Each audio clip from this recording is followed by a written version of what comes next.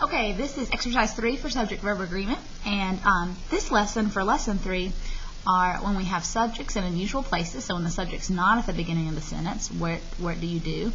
And if I have a prepositional phrase that's distracting or kind of interrupting the subject and the verb, what do I do so I make the subject and verb agree? So let's figure this out together. Part A says underline both the subject and the correct form of the verb in parentheses. So let's find our subject first. Number 1. Does or do snakes eat toads? I ask, who or what is this sentence about? Well, it's about the snakes. The snakes eating the toads, right? So snakes is my subject. It's a plural subject, so I pick do to go with it, because do does not end in S. Okay? Number 2, there is or are some aphids on the stem. Here I learned in my notes that here and there are never subjects, so that's not my subject. So then what is? What is the sentence about? Well, maybe I still don't know. Well, I also know that I can cross out prep phrases. Subjects are never in a prep phrase. So what's the prep phrase in number 2? On the stem. That can go away. That leaves some aphids. So what's the subject for this sentence? Aphids. Oh, and I'm sorry, that's a plural subject. Okay? And so because it's plural, I'm going to pick are to go with it. Number 3, underneath every leaf lurks the caterpillar. Well, I'm going to cross out prep phrases. Underneath every leaf is a prep phrase. The frog jumped underneath the log, right?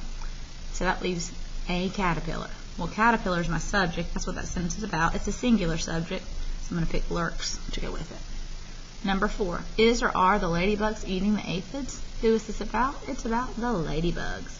It's a plural subject, so I pick are to go with it. Number 5, into the soil goes or go the seeds. Cross out that prep phrase. Can't be a subject in there. So what is the sentence about? It's about the seeds. Seeds is plural, so go is the correct verb. And then number 6, does or do you grow corn or beans? Well, who or what is the sentence about? It's about you. You is, you can be singular or plural here, so this one's a little bit tricky. Either one, you wouldn't know if it was singular or plural, but here we're going to put do.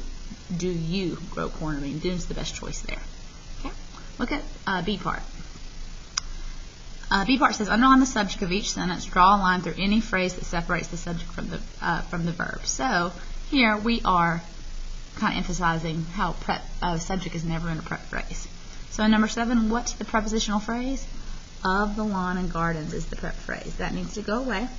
That makes view my subject, and then the view was breathtaking. Number 8, one huge tree with the red and yellow leaves is or are in the background. Let's cross out with the red and yellow leaves. That's the prep phrase. That leaves tree to be my subject, so I pick is to go with that.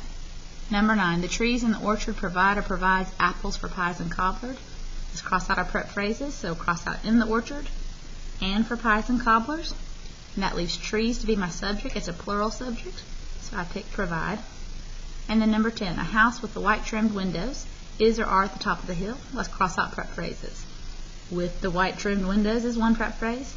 At the top's another prep phrase. Of the hill's another prep phrase. So literally all that's left is my subject and my verb. My subject is house. It's singular. And is the singular verb to go with it. Write down how many you missed and circle if you do or you don't understand.